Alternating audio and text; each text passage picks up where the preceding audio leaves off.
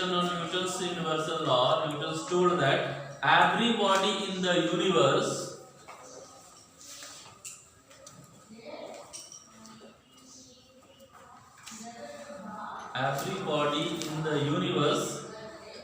attracts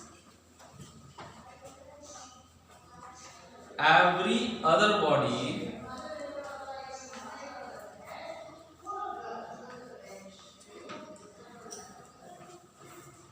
with a force which is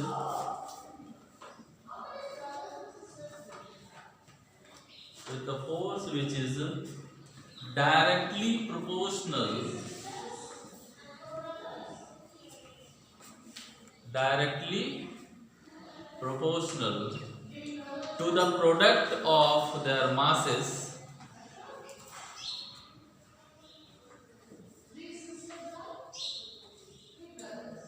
and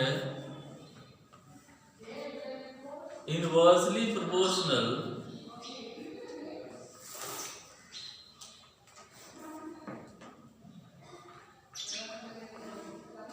to the square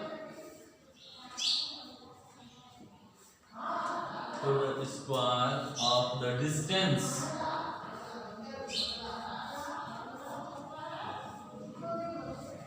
distance between them. So here there are two objects, object A and object B, and their masses m1 and m2. Their masses is m1 and m2. Then according to the law, F means force which is applied between two objects is directly proportional to m1 and m2. That this is the proportionality signs. So the F is directly proportional to m1 and m2.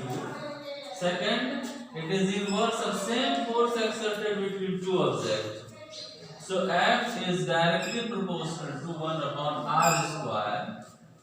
This is equation 2.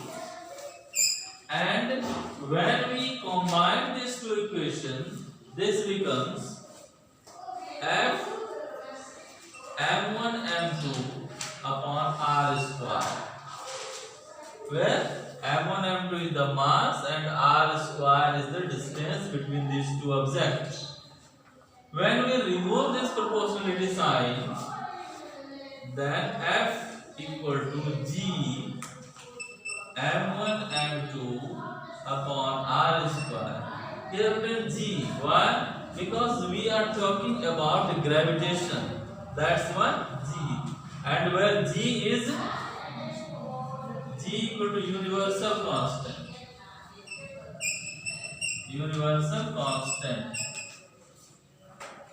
And the value of G is 6.67 into 10 raised to the power minus 11 Newton meter square per kg square.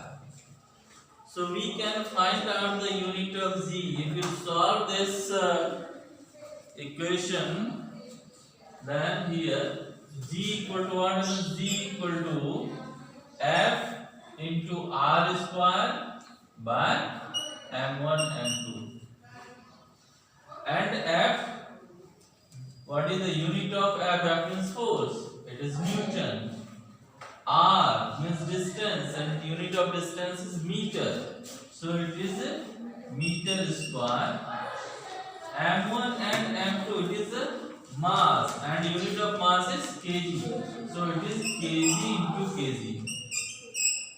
Then it becomes Newton meter square per kg square, or you can write Newton meter square kg raised to the power minus 2. In standard form, this is the standard forms. Okay, it is, or you can say it is modern. In modern units, we can write in all the units in exponential forms. Here it is kg raised to the power minus 2, because kg is downward. When it will go upside, so the power becomes negative. So this is the unit of gravitation. This by this expression we can find out the relation between capital G and small g. Here there is a relation between capital G and small g. Before relation we will see this value G is universal gravitational constant, is same for all over the universe. It is same on the earth or moon or other planet or star, sun, asteroids, all the kinds of object. The value remains same. That's why G is known as universal gravitational constant. Okay? And this value is same for all the kinds of the celestial body whatever present in our universe. Now the second, there is a relation. Here we will study there is a relation, and the relation between G, small g and capital G. But before the relation, we will study some significance, means the uses of this universal gravitational force or in our nature. It is a relation between all the kinds of the celestial body which bond to each other. Sun revolve, Earth or all the planets revolve around the sun. This is due to the gravitational force. This is sun, and as we know that all the planets revolve around the sun on path. So there is a force which is exerted between the planet and the sun, and this force is gravitational force. Planet also exert force on the sun, and sun also exert a force on the planet. So both exert a force on each other. Second, the atmosphere which is around our earth, due to this gravitational force. If there is no gravitational force of the earth, all the atmosphere escape from here. So this is due to gravitational force the atmosphere hold around the earth. We are on the ground due to this gravitational force. If there is no gravitational force, we can fly in the space. So these are the some significance. So significance of gravitational force. So here we will study significance of gravitational force. Sun and Earth. Sun and Earth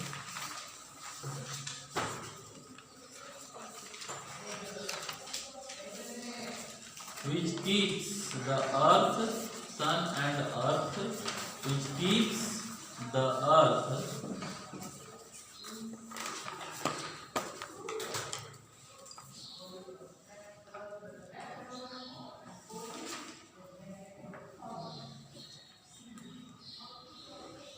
in uniform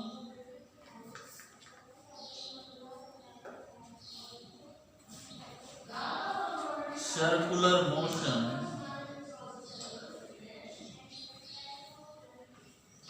on circular motion due to gravitational force.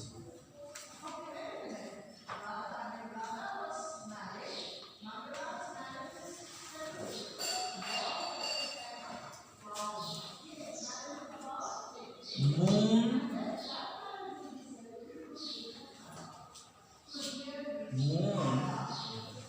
second point, this is the first point, and second point, moon revolve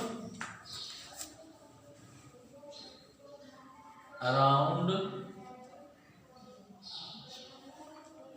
sun due to gravitational force, revolve around sun, moon revolve around sun and earth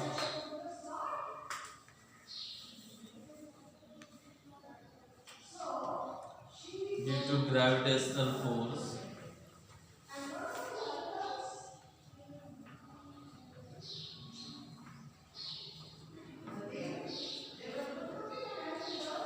We are on the earth. We are point 3. We are on the earth due to gravitational force.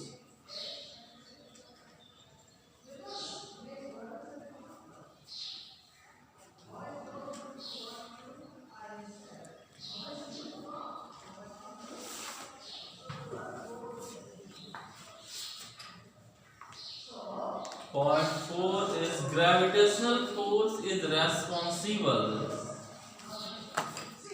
Gravitational force is responsible for holding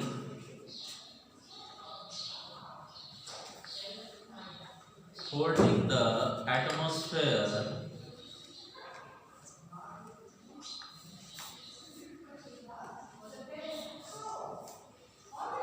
above the earth.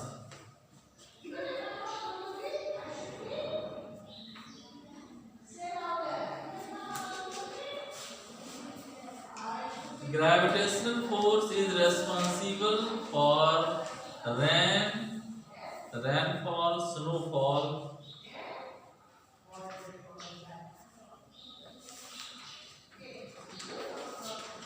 responsible for rainfall,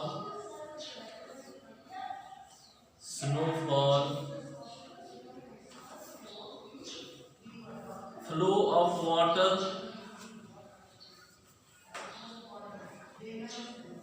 in river, flow of water in rivers,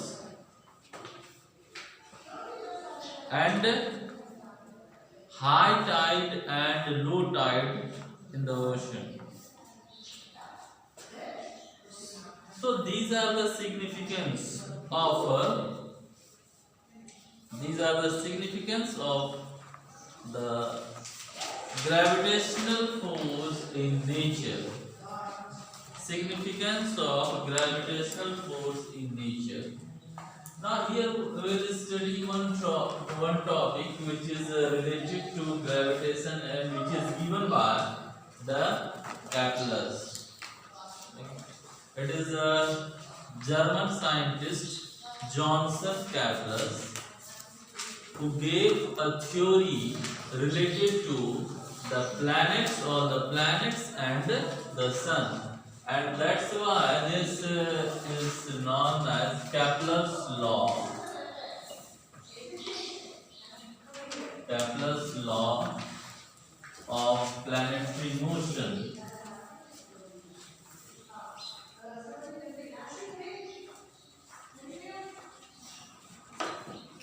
Kepler's law of planetary motion. And he gave 3 laws. It is law of orbit,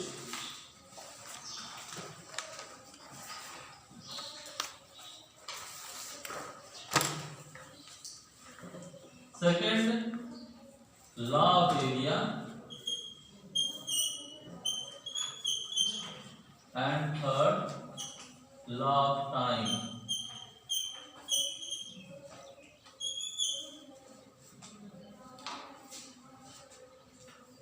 Time or period. These 3 laws given by Kepler, which is related to all the planets. What is the first law? Law of orbit. As we know that all the planets revolve around the sun in elliptical path. This is the sun. And the planets which revolve around the sun is in elliptical path.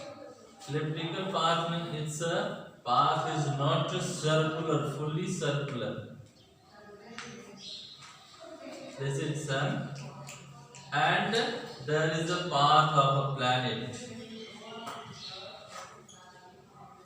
So in the first law, Kepler told all the planets revolve around the sun in a fixed orbit. They have their own orbit. How many planets at this time? There are 8 planets in our solar system. Before it was 9. It is Pluto. Pluto is not now a planet because Pluto intersect the path of the other planets. That's why Pluto is removed from the planet categories. So now there are 8 planets in our solar system, and all the planets revolve around the sun, and all the planets have their own orbit, and they revolve around a planet, around the sun in on planet. So it was the first law. This law is known as law of orbit. Second, law of area. What is the law of area? Suppose that the planet now is at first, initially it is position A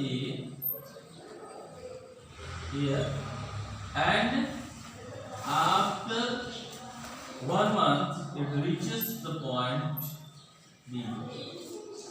So during, and we will take sun as a center.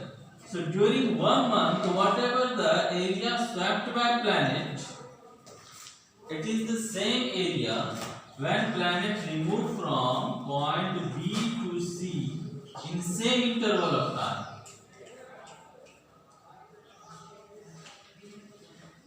So this area for 1 month and this area for again 1 month.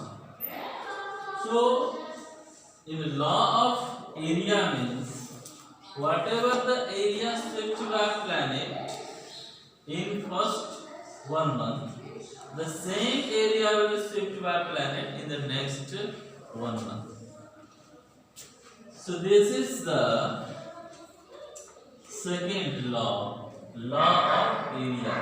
Means planet revolve around the sun in elliptical paths, and they swept the equal area in equal interval of time. And this is when the planet revolve around the sun, there are 2 kinds of force exerted on it. Sun also exert a force on planet, and planet also exert a force on sun. So the force which exerted by planet on the sun is known as the centripetal force. Centripetal force. Centripetal force means the force which exerted by planet or the object which revolve around a circular path towards the center. The force which exerted by an object which revolve around a circular path towards the center. So here planet exert a force towards sun, and sun is a kind of a center. So the planet exert a force towards the sun. This force is known as centripetal force. And the second is centrifugal force. Centrifugal force. What is centrifugal force? The force which is exerted by center towards a planet, or the force which is exerted from center towards the object which revolve around a circular path. That's when you ride a bicycle on a turning track. so your body slightly bend towards the centers. And where you want to move, or when you want to change your directions, so on that conditions your body slightly bends towards that side. And all the kinds of road on turning, you have seen that there is inclined, it is slant. Suppose this road is going this side, so there is slant towards the centers. So this is due to the force which is exerted from center from center to outside, and from outside towards the center. So the planet and the sun, they exert two kinds of force, and they bond the two kinds of force, centripetal and centrifugal force. Planet exert a force on sun, it is centripetal force, and sun exert a force towards planet, it is centrifugal force. And by these force, all the planets bond with the sun and they revolve towards the sun. Third is the law of period, and it is the law of time. So what is law of period and law of time? So as we know that the planets revolve around the sun and their path is circular. And if we take sun and the average distance from planet to sun is r. R is the average distance between planet and the sun. Then there is a relation between time and this radius, and the relation is t square is directly proportional to r cube. There is a relation between time and the radius. Time, as the in both quantities, time and radius. R is the mean or the average radius from a sun or planet. As we are watching, this distance is larger than this distance. Is it? So A, and suppose that sun is O and it's a B. So OB is greater than OA. But when we take a radius, so R is the mean value for all the positions of the planets. So it is R means the mean value and T is the time. Time means when a planet moves from one place to the other place. So as the time will increase, this means radius will also increase. You have seen when the athletes run on a circular track. So the player which is near to the center or inner circle, they are left behind from the greater tracks.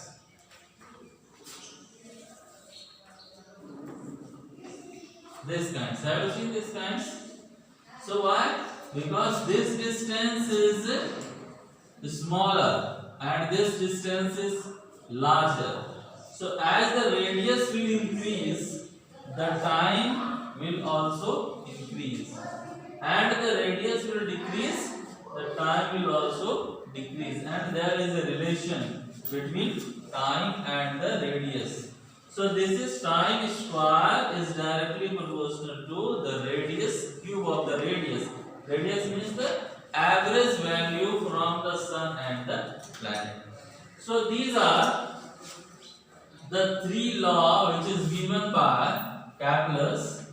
And next day we will see there is a relations which is small g and capital Z. Okay. So till then, thank you.